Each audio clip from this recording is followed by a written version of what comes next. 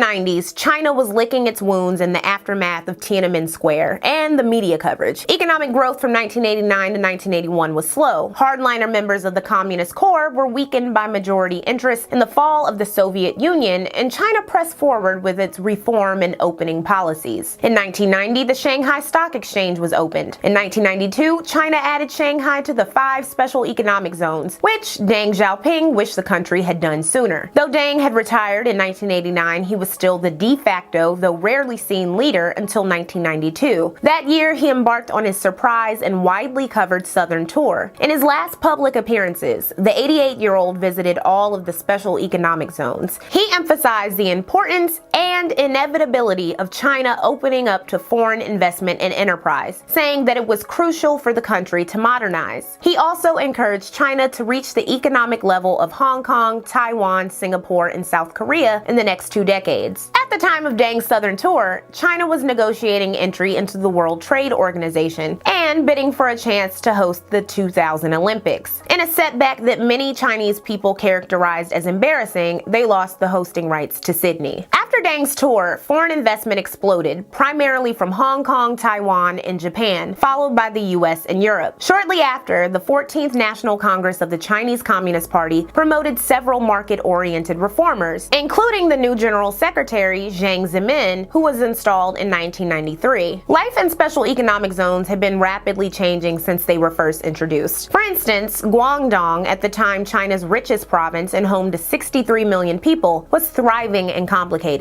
By 1992, private and foreign investment accounted for nearly 30% of Guangdong's gross output. Hong Kong, which was set to revert to Chinese rule from British colonization in 97, wanted lots of low-cost production sites, so it financed a network of highways, railroads, and bridges to cut the commute from Guangdong to Hong Kong to 90 minutes flat.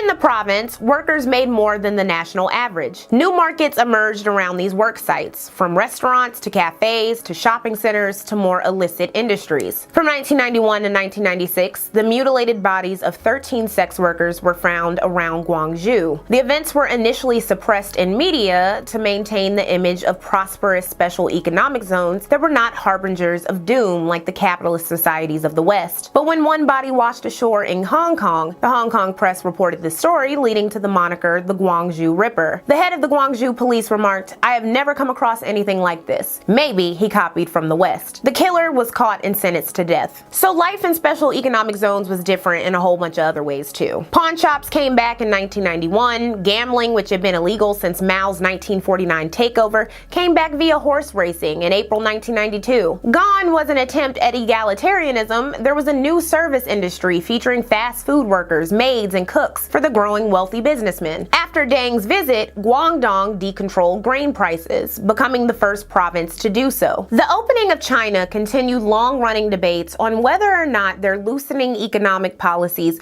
would loosen its political and social authoritarianism. But the Politburo would continuously take a more conservative view of liberalizing the market, insisting that the state be in control of some aspects of the economy to mitigate the harms of capitalism. China continued Marxist-Leninist policies by maintaining control and a central authority. Leaders were chosen by the CCP, ran a town, then a province, and then served in the Politburo, ensuring and preserving the hierarchy. Meanwhile, citizens themselves understood their relationship with the government as an exchange of political control and social privileges for services like free healthcare. But the CCP couldn't run everything. In 1992, a man named Li Hongzhi introduced the Falun Gong religion movement, quickly swept China like other Qiqong meditation groups, but the movement wouldn't stay in the good graces of the Chinese Communist Party for long. The strain between America and China was shown in 1993 during the Yin-He incident, when the CIA alleged that a Chinese merchant ship was transporting chemical warfare ingredients from North Korea to Iran. The Chinese government denied this, and the US Navy followed the Yin-He all the way from the East China Sea to the Persian Gulf, but no contraband was found. The event embarrassed the Clinton administration, who again wasn't all that clear on when to intervene in foreign affairs, and pissed off China. That same year, China tested nuclear weapons, ending the worldwide de facto moratorium.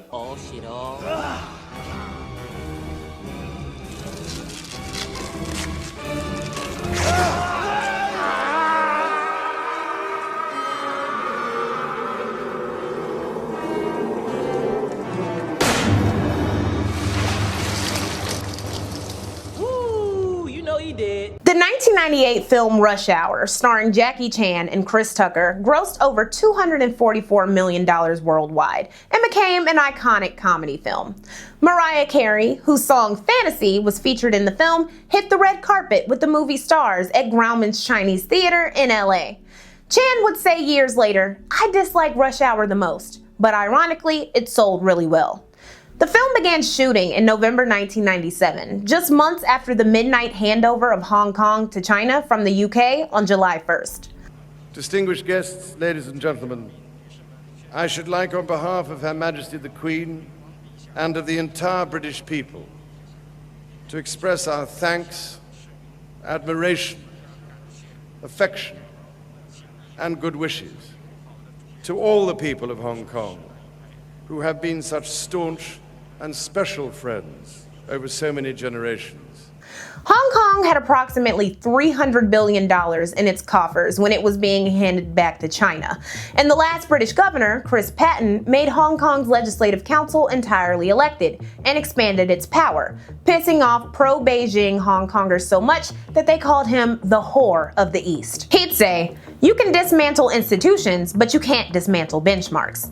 Indeed, the Legislative Council was disbanded shortly after the handover and replaced with a Chinese-approved council, but many Hong Kongers still longed for democracy. Hong Kong people had grown accustomed to over a century of cultural autonomy separate from China, so the mainland promised that there would be one country, two systems for the next 50 years, and there's only 12 years left on that time bomb. In theory, China would handle diplomacy and military issues, while the Special Administrative Division of Hong Kong handled its own local government and systems, with China eventually absorbing Hong Kong back fully into the fold, though resistance to that has been strong from the start. In Rush Hour, where Jackie Chan fights his fellow Chinese person for the return of a Chinese ambassador's daughter and has an entire scene where he attempts to preserve ancient Chinese art, the biggest villain of the film is revealed to be a British police officer.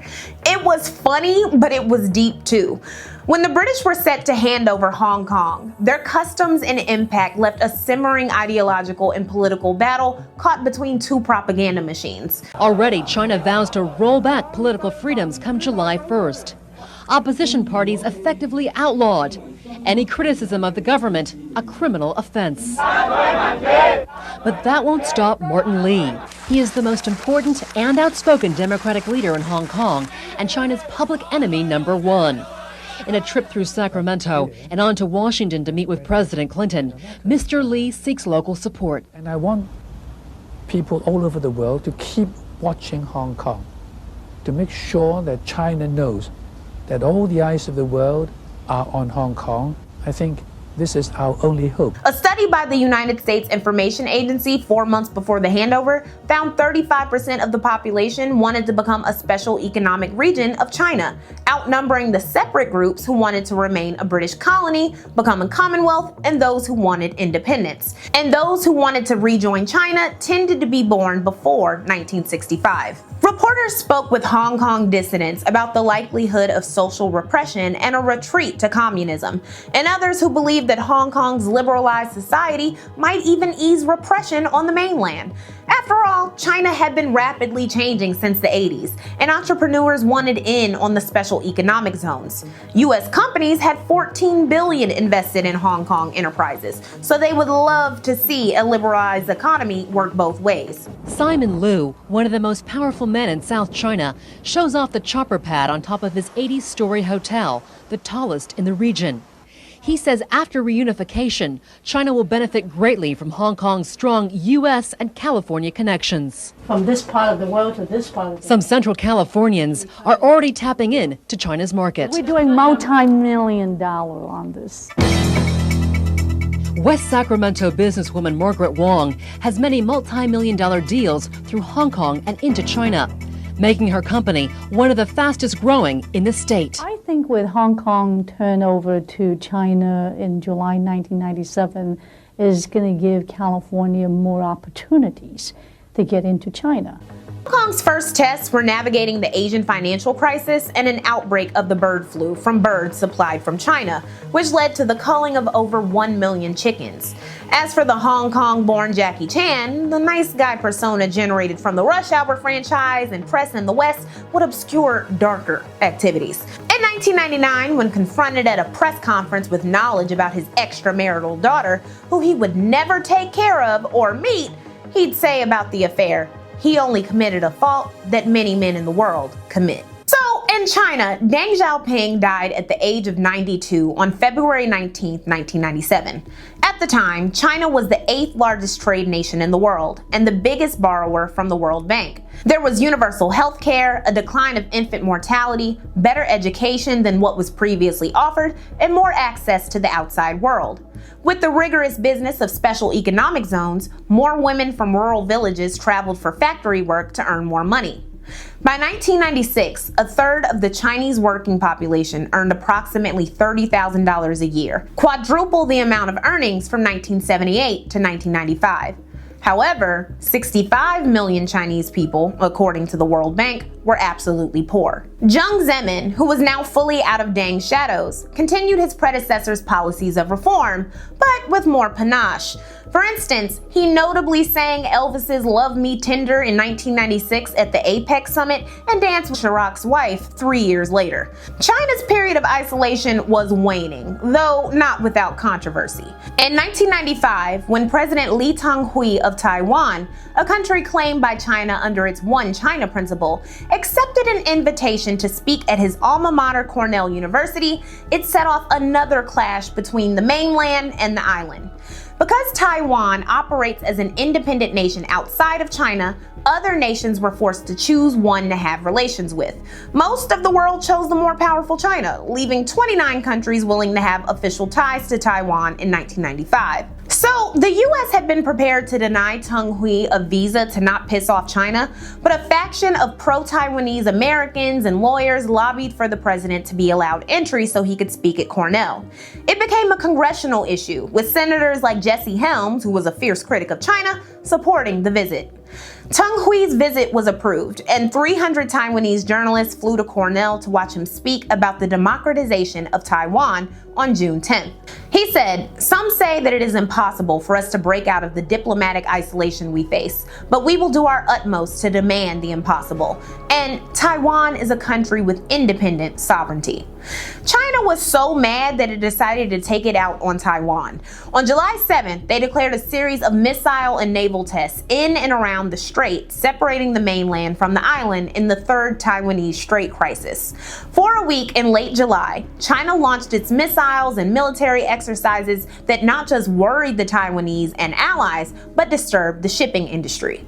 The United States sent its own carrier battle groups to surveil, waiting for the drama to escalate, and to assert to China that it too could flex its muscles. In January and February of 1996, an estimated 100,000 members of the People's Liberation Army were pressed into the strait for new drills that rattled Taiwan and affected the nation's first democratic presidential election by generating more support for Lee Tenghui, who won. Taiwanese who lived in other countries had been so moved to vote that many had flown back home just to exercise their right. The US's military began withdrawing from the area and the tensions cooled, though the People's Liberation Army would reassess its capability in dealing with aircraft carriers, realizing the need for more modern weapons. Taiwan would look forward to pushing for a One China, One Taiwan movement that granted them sovereignty and restored relations with the mainland. In 1996, Zemin and the leaders of Russia, Kazakhstan, Kyrgyzstan, and Tajikistan, dubbed the Shanghai Five, met in Shanghai and agreed to cooperate to combat ethnic and religious tensions in each other's countries. Zemin's visit to the US for the Chinese-American Summit in 1997 was instrumental to his plan to bolster foreign relations and the Chinese image, seeking an eventual admission to the World Trade Organization. Zemin even visited Williamsburg, Virginia, and put on a hat for cameras. The new image for China was necessary, reported the Associated Press. In a new Gallup poll taken for CNN and USA Today, 36% said they regarded China as unfriendly or an outright enemy. In 1983, before Tiananmen Square, the figure was 21%. That was in the wake of Zemin's visit to the States. A Clinton administration official told Stephen Erlanger on the cusp of the Chinese-American summit, "Our most important foreign policy problem is ensuring a relatively benign China for the next century." Both our countries can best advance our interests and our values by working together rather than standing apart. For together we can lay the groundwork for a safer, better world, where peace prevails and prosperity grows, where we join to fight the threats that none of us can conquer alone, where all our children enjoy clean air, clean water, and a healthy future, and where people are treated with dignity, free to express their beliefs and observe their fates. Said President Zemin, "I wish to take this opportunity to convey to the great American people the cordial greetings and best wishes of the 1.2 billion Chinese people." 18 years ago, Mr. Deng Xiaoping solemnly announced here that a new era for Sino-American relations had begun. Both China and the United States are countries that carry considerable weight in the world.